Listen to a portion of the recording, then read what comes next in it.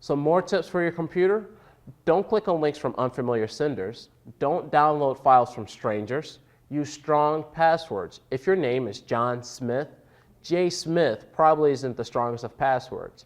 Make sure that your password is a combination of letters, both upper and lowercase. Use numbers and symbols. Avoid automatic login and always log off when you're done at a computer. Lock your computer when you leave your workstation. Don't use public computers to access personal files. So if you're at the library, this probably isn't going to be the safest place to locate your online banking. And also, when you're done or ready to dispose of a computer, securely erase the hard drive before disposing of that computer. Use a hard drive erase utility. That way, all the information has properly been removed from the computer. Now, when shopping online, make sure that you shop at companies that either you know or you've done some research on. Pay with a credit card, and make sure, again, that the URL either says HTTPS or that you find yourself a little padlock down in the lower corner of the page. And also, another indicator that you're on a secure website is that there's going to be an unbroken key in the bottom of the browser window. Make sure you find yourself being proactive. Go paperless. Use electronic deposit of checks, dividends, pensions, and Social Security payments, and tax refunds. Use online bill pay when it's available. Avoid easily recognizable passwords. Use a password that's very specific to you and memorable to you. Keep a list in a safe place of your account numbers, your expiration dates, and the phone numbers that you need to contact in the case that something is stolen or there's a theft. Get yourself in the habit. We can mail your checks to you, but at the credit union, we have no problem with holding on to your checks at one of our branches until you have a chance to come in to pick them up. Mail your bills from a locked mailbox or post office, and stop your mail if you're out of town. Remember those credit card offers that you receive, or statements or bills that have account numbers on them? Make sure that you shred those documents once you're done with them. And also, guard against shoulder surfers. If you're at the register, make sure you know if there's someone looking at your PIN number when you enter it in. And check your credit report annually, as well as your child's. You would hate for someone to be using your child's information for their own benefit. Now, oftentimes there aren't any signs, but here are some signs that you may be a victim of identity theft. If your monthly credit card or financial statement stops arriving, this may be an indicator. If you don't receive any mail for several days, maybe someone's coming in and taking your mail. If you're denied credit for no apparent reason, or you start getting bills from unfamiliar companies, or if the credit collection agency starts to call you about accounts that you have no idea where they came from, you may be a victim of identity theft. And if there are no warning signs whatsoever, check your credit report anyway.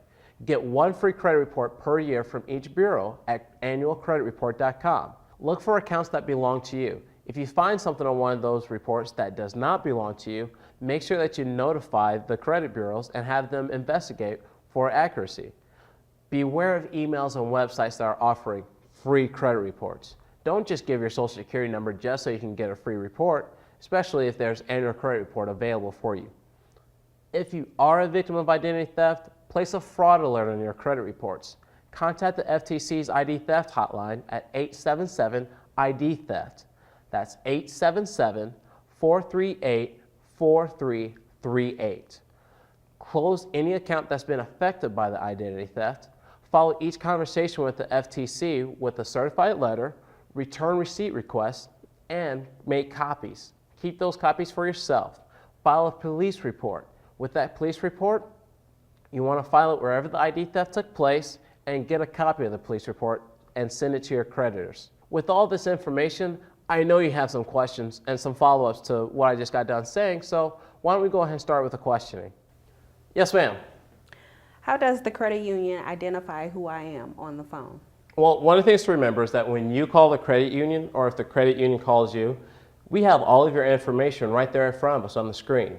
So some of the questions that we may ask to verify who you are, we may ask your mother's maiden name, your father's middle name, or even the name of your youngest child. Those are all security questions that we're going to ask. We won't ask for your full Social Security number, but we may ask for the last 4 digits of your Social Security number. So it's all going to be questions that you'll know the answer to.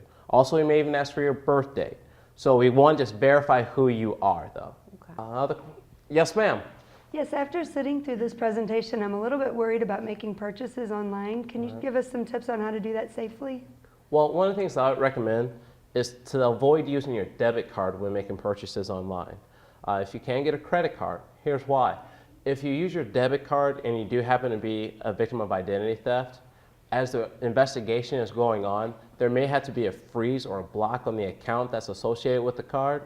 And if this is your checking account that's being blocked, you may have to interfere with your direct deposit, your payroll, and so the money that you live with to get by each month, you may not be able to get a hold of it. So if you use a credit card though, you can actually just block the credit card and put a hold on that account, and it won't affect the money that you use for your day-to-day living. So my recommendation is that you use a credit card for online purchases and avoid using your debit card at all costs. Any other questions? Yes, ma'am. How do I know when I'm on a secure website? Okay, there's at least two ways that I can think of.